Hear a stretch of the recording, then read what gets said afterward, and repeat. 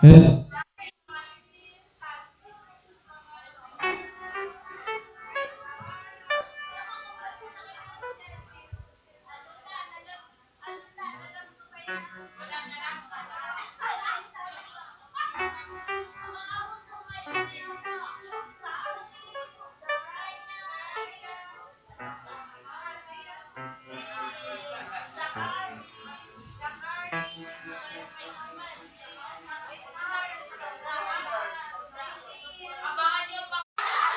Hello.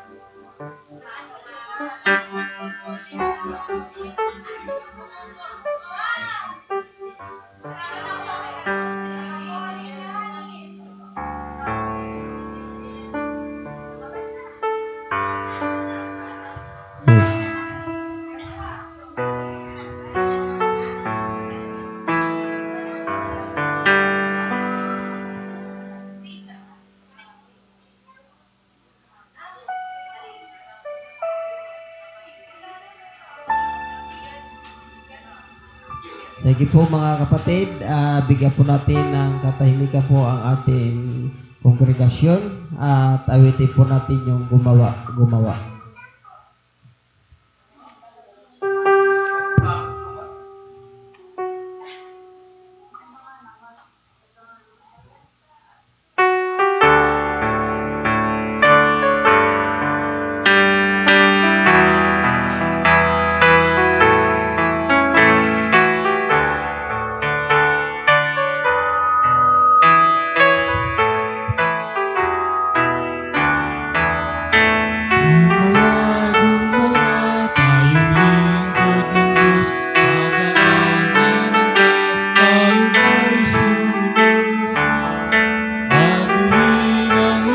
Sayang ang kaloob at kung magkagayon, di tayo lulubog.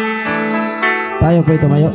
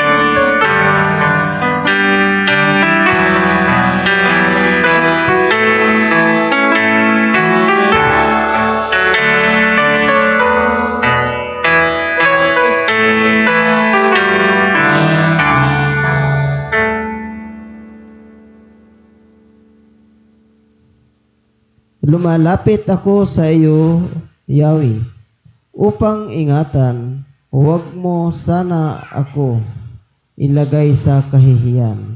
Ikaw ay isang Diyos na makatwiran. Iligtas mo ako. Ito ang aking kahilingan. Ako'y iyong dinggin. Iligtas ngayon din. Sana'y ikaw ang aking maging batong kublihan, matibay na kuta para sa aking kaligtasan. Tayo po ay manalangin. Lord, maraming salamat po, Panginoon, sa umagang ito. Nagpapasalamat po ako, Panginoon, sa mga pag-iingat po ninyo, Panginoon, sa mga kapatiran po, Panginoon, na kung saan ay nanggaling po, Panginoon, sila ng iba't ibang barangay. Lord, maraming salamat po dahil sila po ay nakarating po ng maluwalhati dito sa iyong bahay-sambahan, Panginoon.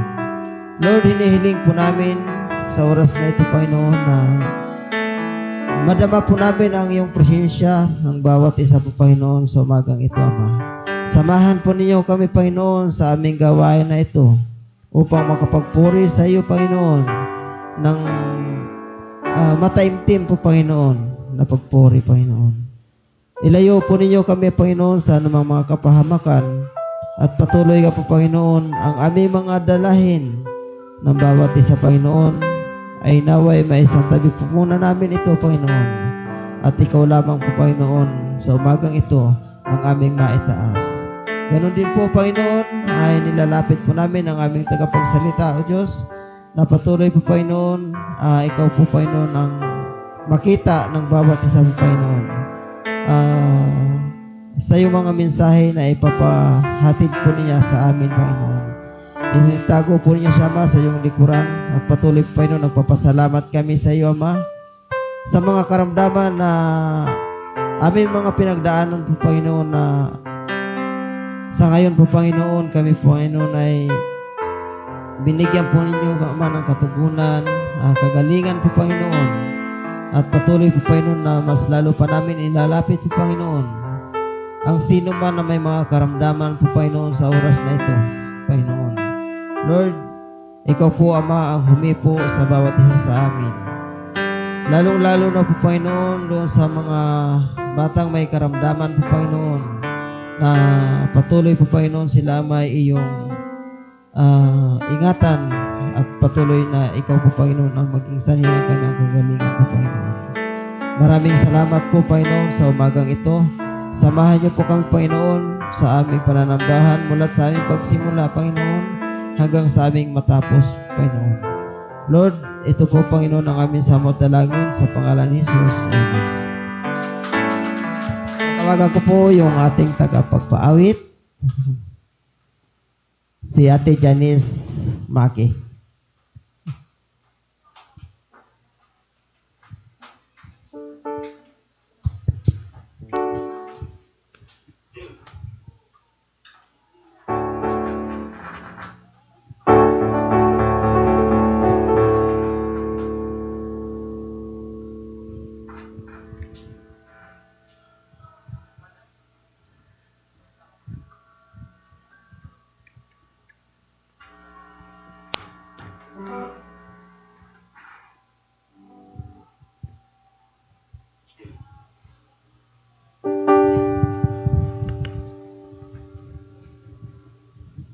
Bago po tayo kumawit sa ating Panginoon, magbatian po muna tayo. Awitin po natin ang umahal kita sa Panginoon.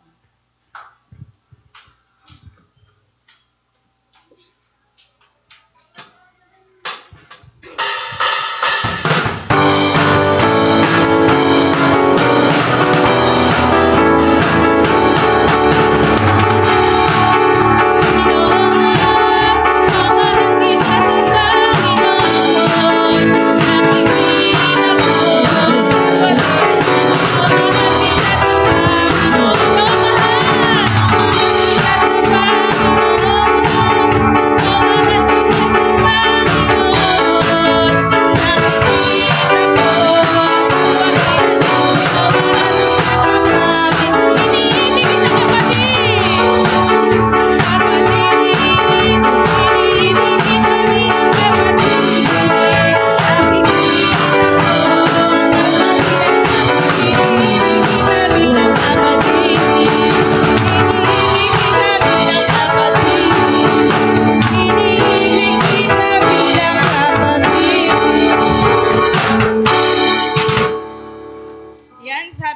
po sa unang Juan 4 verse 19, tayo'y umiibig sapagkat Diyos ang unang umibig sa atin.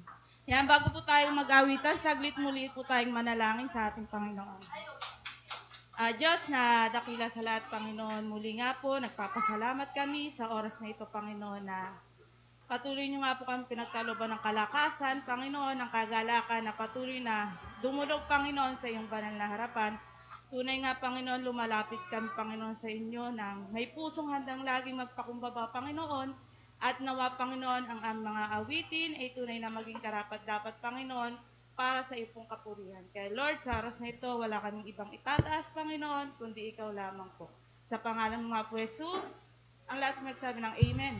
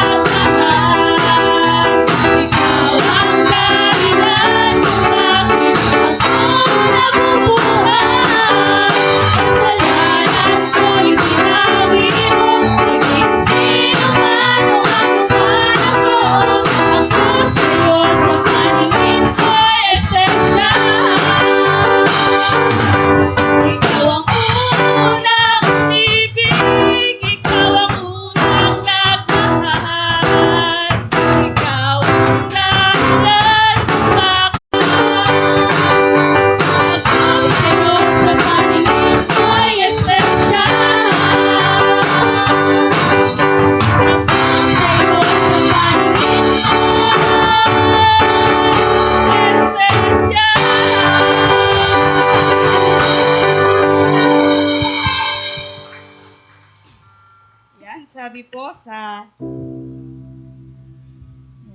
Awit 37 verse 7. Pumanatag ka sa piling ng Panginoon at matyagang maghintay sa gagawin.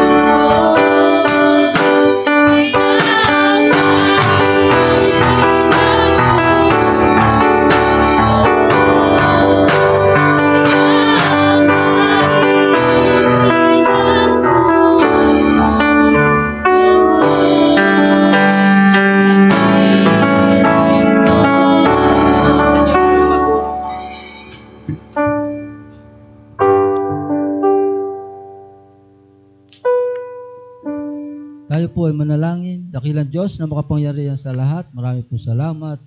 Unang-una sa aming pong pagsimula ng gawain ito na naroon yung pag-aawitan. Nawa po ay nabigyan ka po namin ng kaluwalhatian at kapurihan, Panginoon. Kaya sa umaga pong ito, patuloy po kami nagpapasalamat sa pag-iingat niyo po sa amin, lalo na sa gabi na kung saan kami nagpapahinga. Salamat po at taglay pa rin namin ang kalakasan at buhay na patuloy niyo pong pinagkakalob sa bawat isa sa amin. Kayo ngayon po umaga, Panginoon, dalangin ko po na ang bawat isa sa amin na narito, hindi po lingid sa inyo na kami po ay mayroong mga bagay na nararamdaman, mga pinagdadaanan o mga problema, Panginoon. Yung bawat pamilya na yung mga anak dito sa iglesia ng Kinagatan, dalangin ko po, Panginoon, di ko na po sila isa-isahin, ng bawat pamilya, ng yung mga anak na narito, ay patuloy niyo po silang pagpalain, patuloy niyo po silang ingatan, ilayo niyo po, Panginoon, sa may bigat na pagsubok, ganun din po sa may bigat na karamdaman. Nawa po, panatilihin niyo po yung kapayapaan, yung kasiglahan na nagpupuri at sumasamba sa iyo. Nawa ay maging masigasig kami sa malaman ang kapahayagan ng iyong mga salita. Nawa po, Panginoon, ay tulungan niyo po kami na laging masunod yung mga naaayon po sa iyong kalooban. Bagamat kami, Panginoon, misan ay namamali ng direksyon o namamali ng daan, pero nagpapasalamat po kami dahil nariyan po yung banal na Espiritu na siya po patuloy na nagtuturo at nagtatama sa mga maling kaisipan namin, Panginoon. Kaya salamat sa iyong mga pag-iingat at pagpapala na patuloy po namin naranasan. Ngayon pong umaga, sa amin pong mapapakinggan na iyong mga salita, nawa po bigyan niyo po ang bawat isa ng kaunawaan sa aming lahat na mapapakinggan, Panginoon. Ganun din po yung tagapagsalita, ang karunungan na nagmumula sa iyo, ang patuloy po,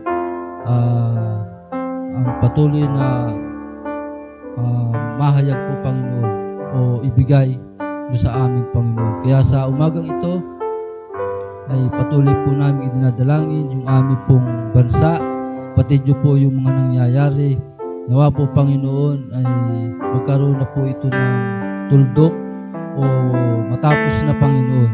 Wala po kaming magagawa dito, kundi ikaw po ang nakakaalam ng lahat at ikaw ang nakakabatid ng mga bagay kung paano po ito matatapos. Kaya nawa ay yung mga namumuno po ng aming bansa, simula sa Pangulo hanggang sa pinakamaliit na posisyon, nawa ay patuloy niyo po pagkalooban sila ng tamang pag-iisip, lalo tigit, Panginoon, yung karunungan kung paano mapapahamalaan ang tungkulin o yung bansa o yung lugar na kanila pong kinalalagyan. Kaya nawa yung patuloy na katapatan at patuloy na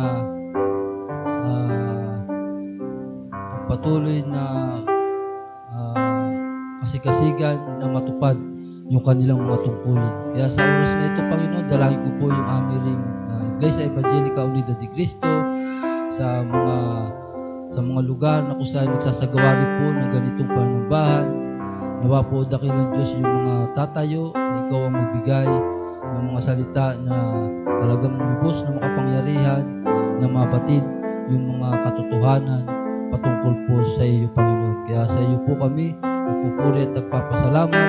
Samahan niyo po kami na yung banal na Espiritu na kung saan, Panginoon, sa kabuluhan po ng aming gawain, ang iyong presensya ang patuloy po maranasan ng bawat isa. Kaya sa iyo po papuri at pasalamat sa pangalan ni Jesus. Amen. Natili lang po tayo sa pagkakatayo. Sampitin po natin ang sumasampalataya.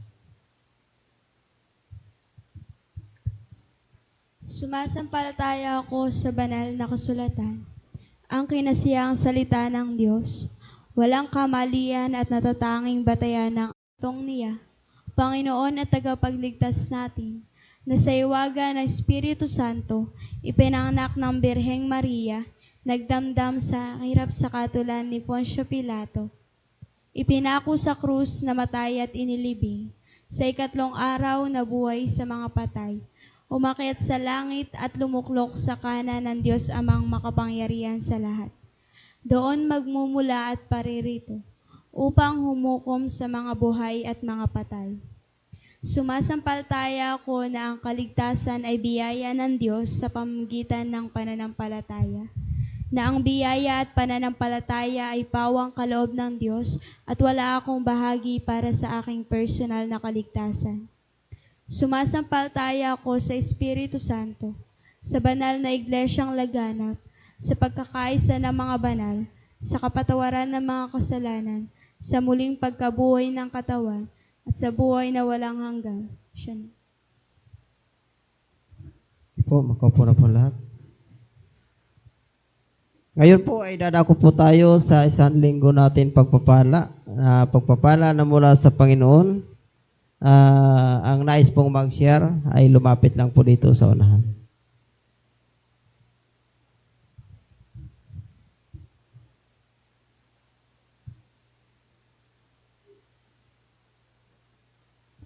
Sino po yung may pagpapala dyan? Alam ko ang bawat isa ay pinagpala ng Diyos. I-share po natin.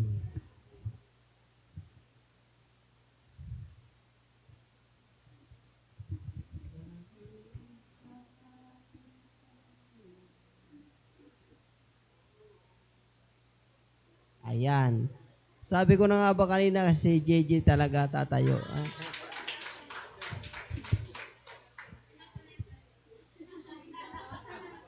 Papasalamat po ako sa Panginoon sa patuloy na kalakasan na binibigay sa amin, sa aming pamilya, sa mga tatay ko, sa pagpapala ni nanay. Salamat sa kalakasan, lalo na sa anak namin, sa patuloy niyang pagpapalakas sa amin din. Salamat, di kami pinapabayaan ng Lord Panginoon. Yun po, maraming salamat. Happy Sunday. Maraming salamat po, JJ. Yan ang talagang pagpapala ay inahayag sa karamihan. Sino pa po dyan? Para ba sama ng tingin ni Ate Dorilyn sa akin? Hindi mo ako tinatawag Ate Dorilyn, tumayo ka na nga.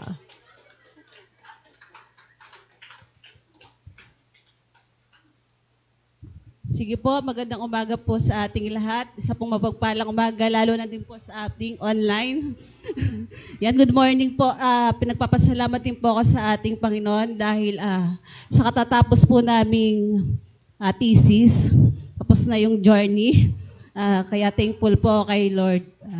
Sabi nga, yung mga tapos na po yung mga ginawang pagpupuyat, yung sakripisyo talaga po, tsaka yung sa bawat isa po yung mga makakasama mo po talaga kasi iba-iba kayo may mga idea sila, may magkakaanuan po kayo talaga, hindi maiwasan yung mag-aaway po. Pero sa amin naman wala namang gano'n na talaga. Tapos po sa akin po yung sa kalakasan din po, sa buhat kalakasan, ayan, road to, na nga po, 4th year, sana makaya at kakayanin pa sa tulong ng ating Panginoon. Sa amin po naman ay sabi nga po ay dumadaan po nga tayo sa mga silent battle. Pero kay Lord po talaga natin dapat talaga ilapit, hindi po lumayo. Sabi nga ay yung mga silent talaga po kasi ako po ay hindi talaga po palasalita ng mga problema kasi kay Lord lang naman talaga po tayo kasi siya po yung nagbibigay sa atin ng pag-asa tsaka hindi tayo niya bibiguin. Kaya sa Lord po ang papurit pa sa salamat. Maraming salamat, Ate Dorilyn.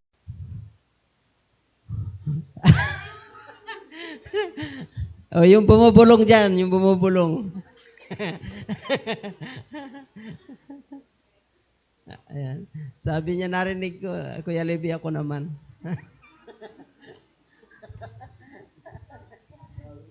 Narinig ko. Pero pagka natin sa kwentuhan lang natin, bingi ang aking tainga. Pero kanina bulong lang narinig ko. Ayan.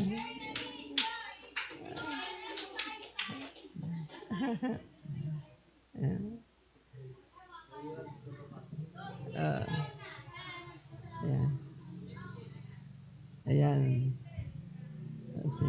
Pero matagal na natin hindi siya nakikita dito, ano eh.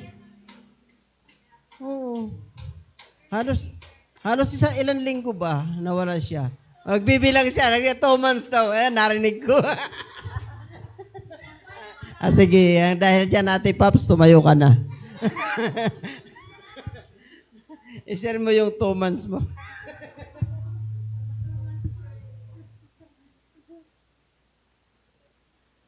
Wala ba kayong mga kamay dyan?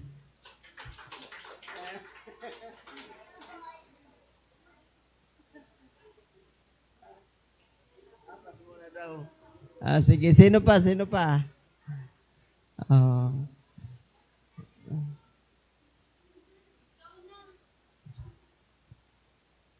Wala na ba talaga? Sige. Ikaw. Kaming naririnig nga sa tungkol doon sa pagkuha namin ng bangus. Pero maraming salamat sa Panginoon kasi nasa 14,000 na po yung patay ng aming semilya. Pero awa ng Diyos ay paisa-isa na lang po yung may sugat. Pero yung sa kay Tio Ramel, medyo nakakalungkot kasi halos maubos na yung kanyang semilya. Hindi po siya parang ang siguro problema doon sa pituya. Siguro kulang siya ng tubig. Dahil sa dami ng kanyang semilya, kaunti lang ang tubig, ay banlakas ng alon po sa Laguna, sa Manila Bay. Malakas ang alon. Ay siguro nabugbog siya doon. Kaya pinagpapasalamat ko po sa Panginoon yung aming kooperatiba. Sana po ay gabayan po kami ng Diyos para sa maging kumita po yung aming samahan, aming kooperatiba. Kaya yun, pinagpapasalamat ko sa Panginoon. Ngayon po mga kapatid, dadako na po tayo sa pinakamahalaga po nating pag-uusapan, yung pong salita ng Diyos na dadalhin po ng ating pinakabutihing predikador na si Kuya John Maki. Maraming salamat po at magandang umaga sa inyong lahat. Ngayon pong umaga, ang ating pong ngayong June ay ang iba na po yung ating tema. Ngayong buwan po magsisimula, yung guided by God's wisdom. Yan po, kaya papalitan na po natin ito. At yun po, at sa ating pong pag-uusapan ngayon ay hindi po tayo ngayon nakasunod sa topic series. Kagabi ko lang po na-receive yung topic series pero yun po ay wala po yung PowerPoint. Kung gusto po tayong makakuha ng PowerPoint, ay magbabayad po tayo ng 300. Naisit ko po sa GC natin, si ate, at kung sino man yung pwede po kahit kanino, basta sabihin lang sa kinagatan. Halimbawa, email ni Irene, pwedeng ibigay doon para maipasa. Kaya lang magbabayad po tayo ng 300. 1 taon na po yun, pero yung una ay 3 buwan pa lang. Kaya dahil po sa kagabi ko lang nakita yung topic series natin, iba po yung ating pamagat. Iba po. Kaya ang ating pong title ngayon ay pinamagatan pong Walking in God's Wisdom through the Holy Spirit. Yan po ang ating title ngayon. At yan po ay manggagaling sa 1 chapter 16 verse 13. Tayo po ay tumayo para po sa magbasa ng kanyang mga salita. Ngunit pagdating ng Espiritu ng katotohanan, papatnubayan niya kayo sa buong katotohanan, sapagkat ang sasabihin niya ay hindi mula sa kanyang sarili, kundi ang kanyang narinig, at ipinahahayag at ipapahayag niya sa inyo ang mga mangyayari sa hinaharap. Pagpalain po ng Panginoon ang bawat isa sa pagkabasa ng kanyang mga salita. Tayo pimanalangin. Dakilang Diyos na makapangyarihan sa lahat, muli salamat sa kapahayagan na yung mga salita ngayong umaga. Samahan niyo po kami sa amin pong talakayang ito at ang kaunawaan na patuloy niyo pong ipagkaloob sa bawat isa. Ito po ang aming dalangin sa pangalan ni Jesus. Amen. Pwede na po tayo po.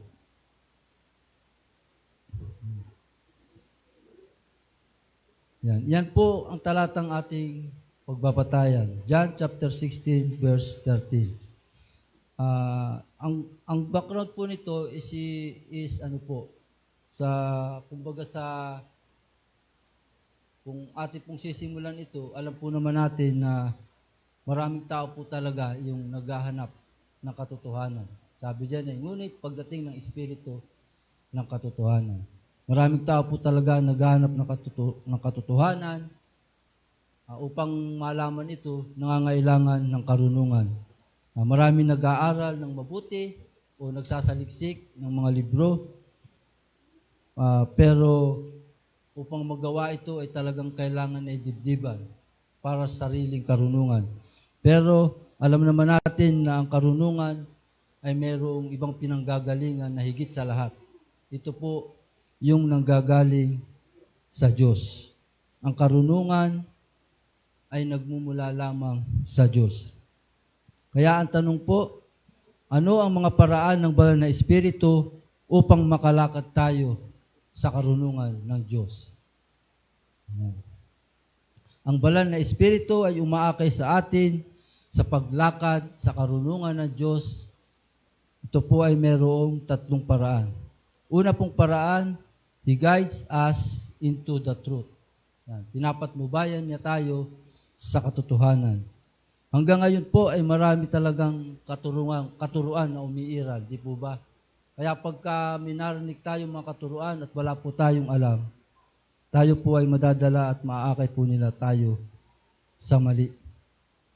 Kaya ang pag-akay ng banal na Espiritu po o ang gabay ng banal na Espiritu ang kailangan po talaga natin upang malaman natin kung ano ang katotohanan ayon sa banal na salita ng Diyos. Sabi po sa 13a, ngunit pagdating ng Espiritu ng katotohanan, papatnubayan niya kayo sa buong katotohanan. Yan. Totoong kailangan po natin ang patnubay na banal na Espiritu dahil hindi lamang tayo binibigyan nito ng kaalaman tungkol sa katotohanan, binubuksan din po niya yung ating pag-iisip. Yan. Binubuksan po niya yung ating pangunawa upang maunawaan natin at maisabuhay ang kanyang mga salita. Tinutulungan din po niya tayong makita at malaman yung tungkol sa kanya, pati na rin yung kanyang mga layunin para sa ating buhay. Ang bawat tao po ay may sariling karunungan, alam po natin. Ngunit ang karunungan ito ay kulang. Kulang at hindi sasapat upang maunawaan natin ang espiritual na katotohanan. Di ba?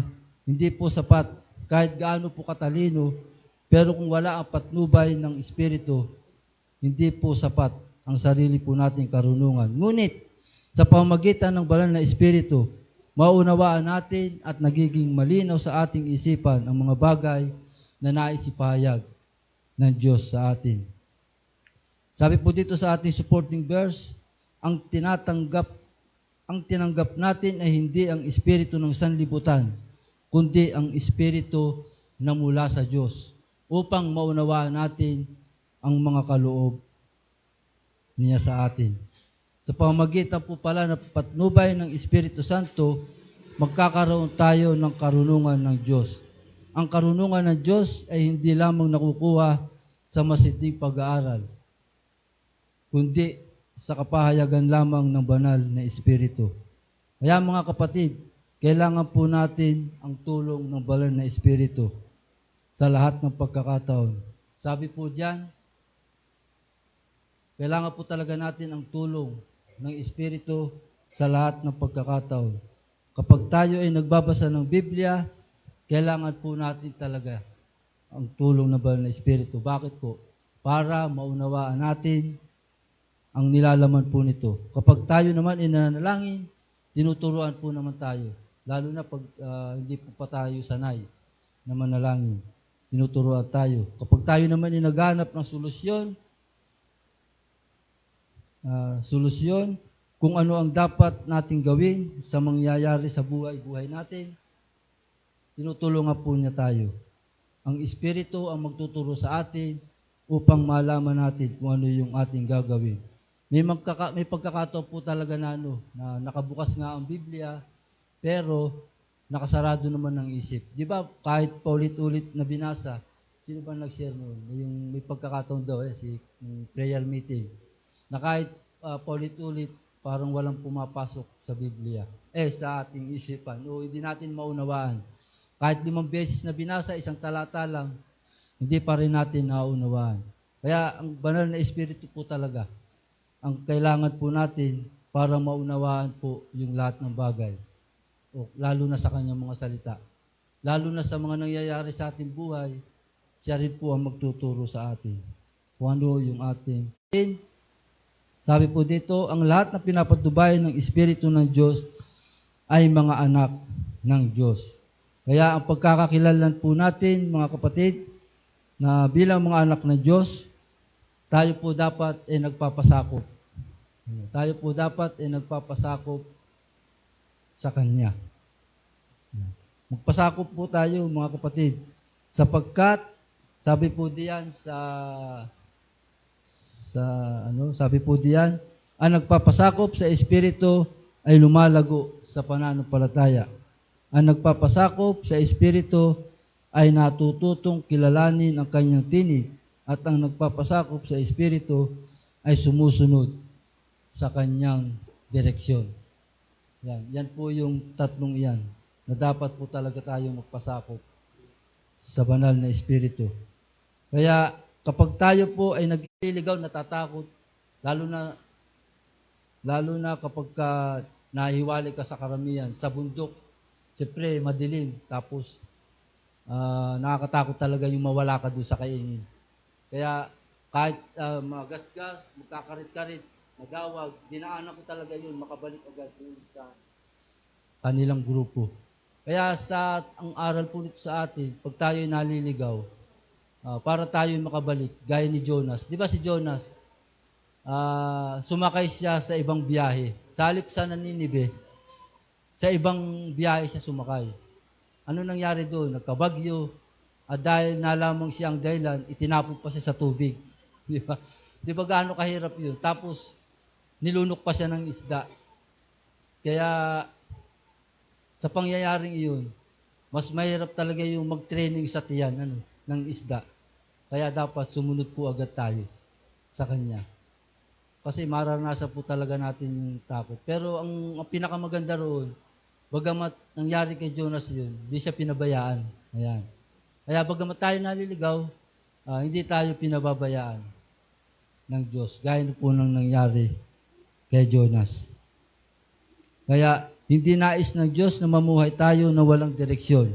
Ang nais niya ay unawain natin ang kanyang kalooban at huwag tayong maging walang alam. Sabi po sa Efeso 5:17, huwag kayong maging hangal. Sa halip, unawain ninyo kung ano ang kalooban ng Panginoon. Ano kaya yung ibig sabihin ng hangal?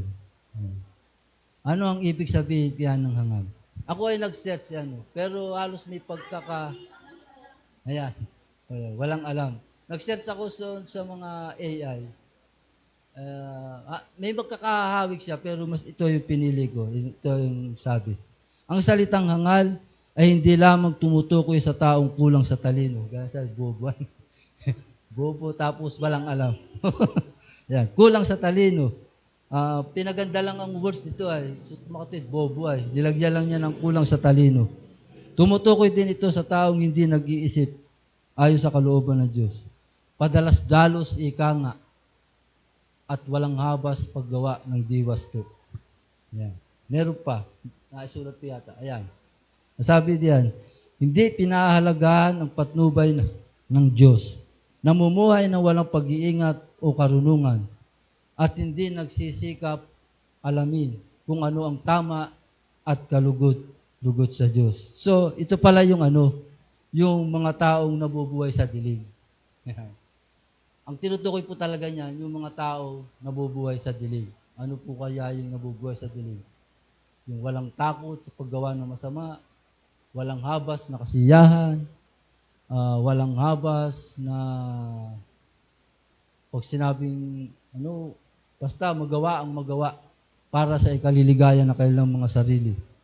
Yung walang taros din na paglalasing. Yan po yung mga taong nabubuhay sa dilim. Lalo na yung kasinungalingan, yan talaga yung kahit sa mananampalataya, nagkakaroon ng kasinungalingan, pero nagiging simple na lang. Nagiging simple na lang. Ano kaya halimbawa ng simpleng kasinungalingan ng mananampalataya? Sa akin, yung halimbawa ko na po sa akin. Minsan nakakapagsabi ako ng halimbawa ay sa pera. Sa pera, kahit may nagbibigay, minsan pag ako'y napapaya, sabi ko meron. Sa tiyaseli naman, kahit gutom, sasabihin, busog. Yun yung mga simpleng pero nagsisinungaling pa rin. Oo. Alam na. Kaya pag yan ay inaninaan nyo, pilitin nyo lang. At yan ay gutom. Ayan. Yan po. Yun po yung mga simpleng po natin. Kaya magpasalamat po tayo sa Diyos dahil tayo may banal na Espiritong tumutulong sa atin upang maunawaan at may sagawa natin ang kalooban ng Diyos sa ating buhay. Kaya bago po tayo gumawa ng mahalagang pagpapasya, ugaliin po natin yung manalangin at tingin ang gabay ng banal na Espiritu sapagkat ang patnubay ng Espiritu ang siya pong magtuturo sa atin para po makalakad tayo sa tamang direksyon at magkaroon tayo ng katiyakan at kapayapaan. At panghuli po, pangatlo, He prepares us for the future. Sabi po dyan, pinaghahanda niya tayo para sa hinaharap. Sabi po sa 13c, at ipapahayag niya sa inyo ang mga mangyayari sa hinaharap. Hindi po pala ibig sabihin nito na ipinapahayag ng banal na Espiritu yung lahat ng mga detalye para po sa hinaharap. Sa halip, inihahanda niya po tayo para pagdating ng mga pagsubok, tayo po ay maging handa at para po tayo ay maging matatag sa pananampalataya. At ipinapahayag din po ng banal na Espiritu ang mga pangako ng Diyos at ito po yung nagbibigay sa atin ng babala. Nabubulol po talaga ako, sorry po. At ito po yung nagbibigay sa atin ng babala kung kinakailangan. Diba? Nagbababala po siya kung kinakailangan. Kaya sa mga tukso at pagsubok na dumarating po sa atin, hindi dapat po tayo dapat pala mabuhay sa takot. Kundi mabuhay tayong may pagtitiwala sa Kanya.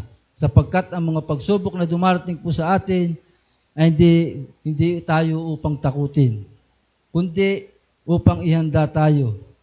Ihanda tayo para maging matatag sa gitna ng mga hamon. Sabi po dito sa Isaiah 30 verse 21, saan man kayo pumaling, sa kaliwa o sa kanan, maririnig ninyo ang kanyang tinig na nagsasabing, ito ang daan.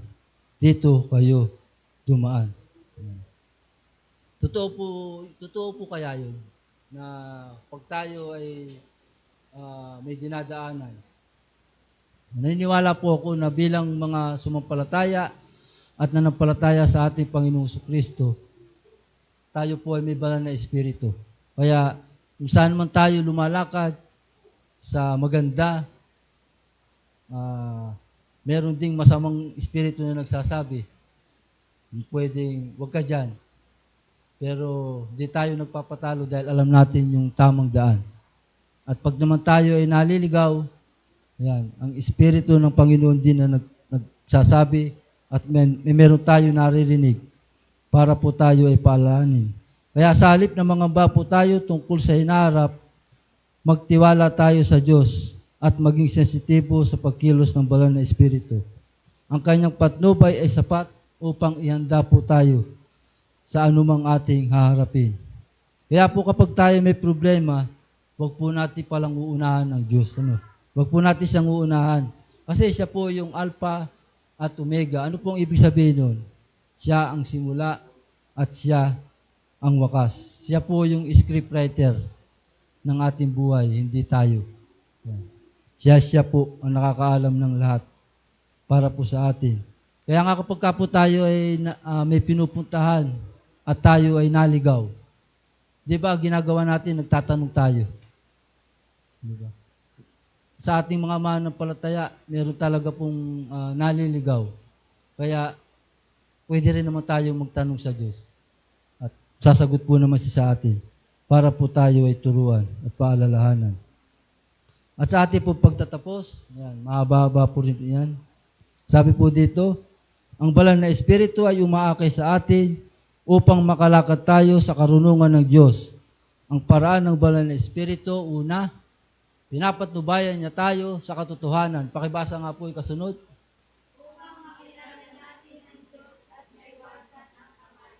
Pangalawa, pinapayag niya sa atin ang kalooban ng Diyos.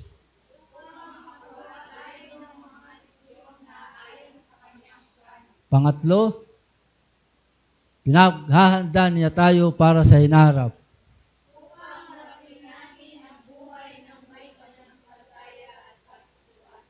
Yan. Kaya, yan po yung ating pinag-usapan na tatlong bagay.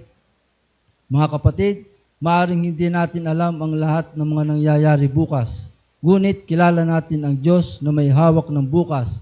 Kung minsan ay nalilito tayo sa mga pagpapasya sa buhay. Ngunit ang banal na Espiritu ay hindi kailanman nalilito. Siya ang Espiritu ng katotohanan, kaya huwag tayong mabuhay sa takot. Huwag tayong magpatangay sa karunungan ng sanlibutan. Piliin nating sumunod sa tinig ng banal na Espiritu. Kapag ang Diyos ang iyong gabay, hindi ka maliligaw. Kapag ang Diyos ang iyong karunungan, hindi ka madadaya ni numan.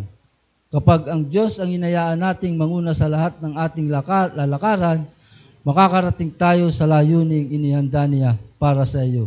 Kaya mga kapatid, patuloy tayong sumunod sa banal na Espiritu at mararanasan natin ang matagumpay na buhay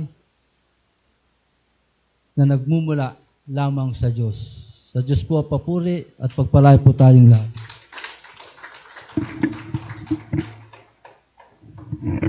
Okay po, maraming salamat po sa mensahe. May tanong lang po ako. Ano po ba ang natutunan natin doon sa hangal?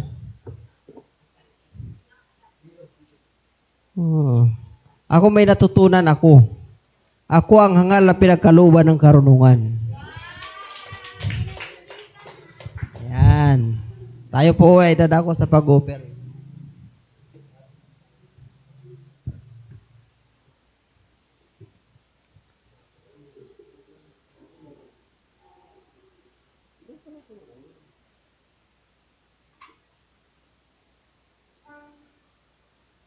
O habang nag-offering, awitin po natin yung give thanks.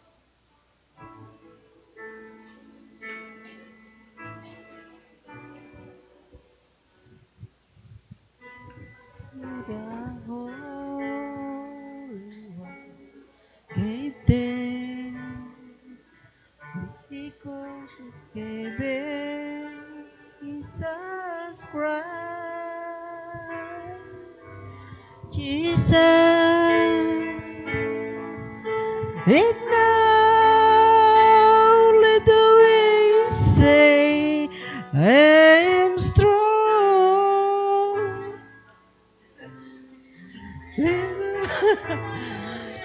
Wala palang yan eh. Because the power the Lord has done.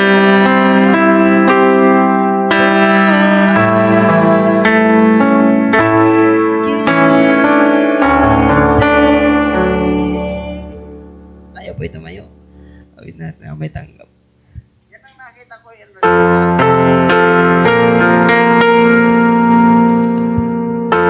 May tanggap yan.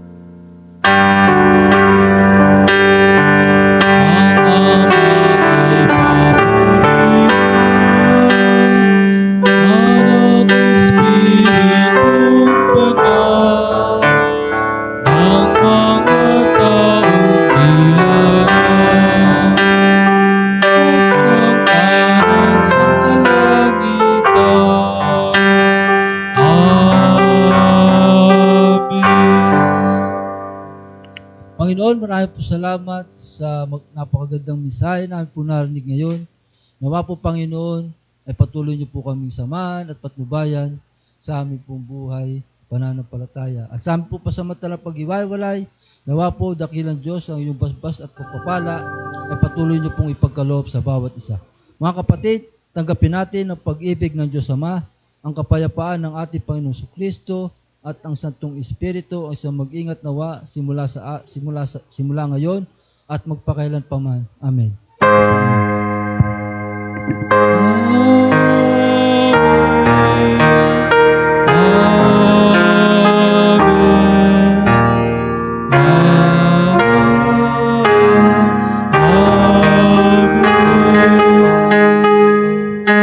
Po, magkukupo na po ang lahat.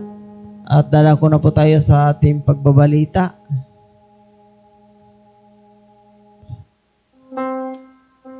Paki-scroll na lang po.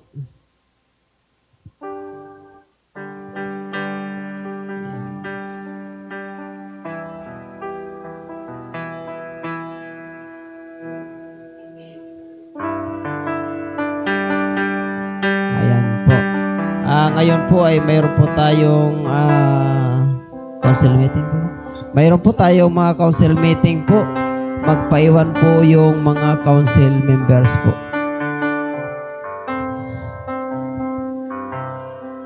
Awitin po natin yung sessional.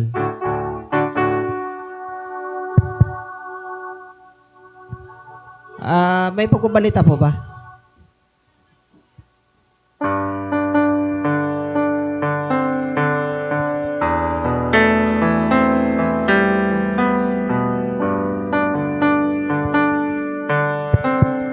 Hello.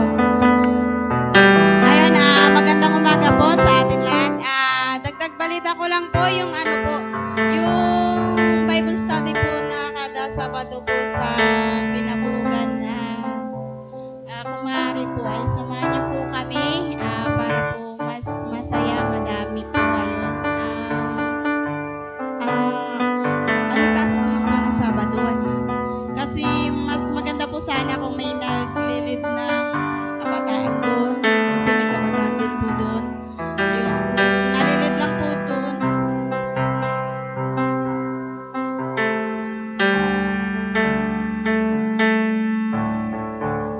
Sa Kabugan. Sana po naman ay samahan niyo po kami kada Sabado po ng umaga.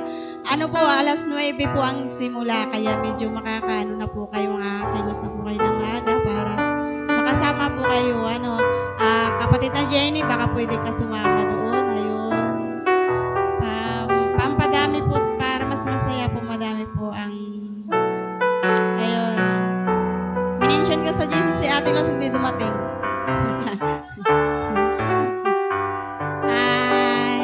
Hiling ko lang po na samahan niyo po kami kada Sabado po, alas 9 ng umaga sa Kinabugan po. At awa ni Lord ay dumadami na ang ating binabible study doon.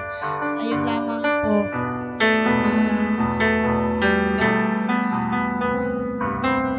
Ayun, wala na po. Happy Sunday po. God bless us. Ayan po mga kapatid. Suportahan po natin yung ating gawain sa Kinabugan po. At isa pa yung Fred, hindi natin nadadalaw si Brad Rex, pinatahan mo. Ay.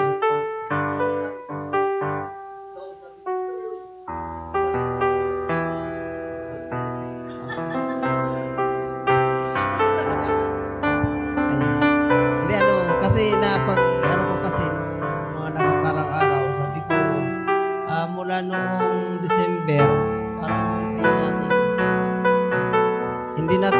hindi natin siya nadadalaw. Siguro sa sobrang busy, pero bigyan po natin ng time para doon sa kanya.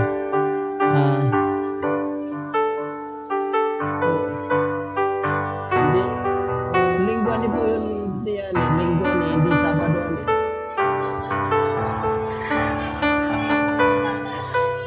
Kaya nga, linggo hindi Sabado.